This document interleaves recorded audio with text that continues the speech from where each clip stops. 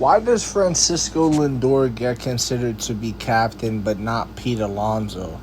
Pete Alonso's a homegrown Met. This isn't someone that we traded for and then signed to a long extension. This is someone that the Mets drafted and we saw grow up right in front of our eyes.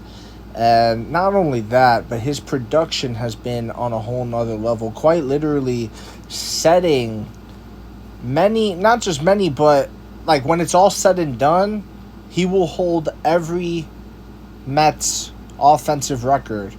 How is that not impressive to you? Does that not scream Mr. Met to you? You get what I'm saying? Pete Alonso, I'm not saying he should be captain over Lindor, definitively, but it's worth a conversation. This idea that it should just be given to Lindor is kind of crazy, and I think disrespectful to a guy like Pete Alonso, who has been there since day one, and, you know, he was kind of the only thing we had to cheer for a little bit there.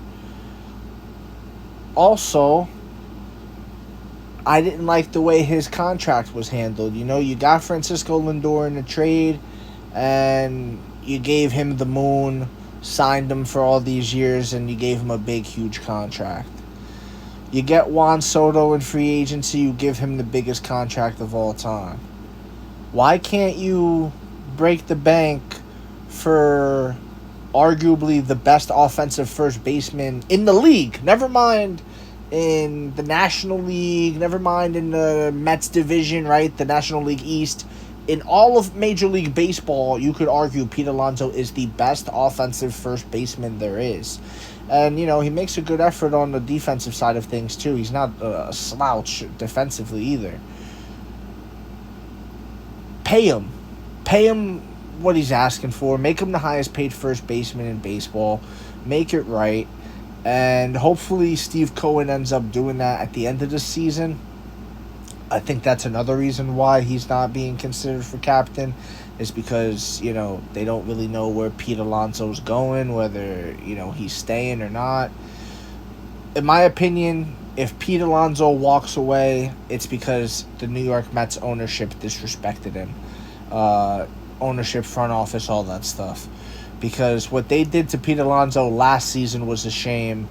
And all the fans that were saying, let Pete walk, you guys should be ashamed of yourselves. And this season, you know, look at what he's produced. We are not where we are without Pete Alonso. And the Mets would have been so much worse, especially early on in the season. So, that's my take on this one, man. Why is it just like a no-brainer that Lindor gets the captain status? Why is this not a conversation about Pete Alonso? And arguably, if you want to argue it, you could make an argument for Brandon Nimmo as well, another homegrown guy, another day one, you know what I'm saying? So you could make the argument for both of those guys over Lindor. I want to know what you think, though, in the comment section below, whether you agree or disagree. It does not matter. Just join the discussion, follow for more, and leave a like if you enjoyed the time spent. Thank you. You are all appreciated.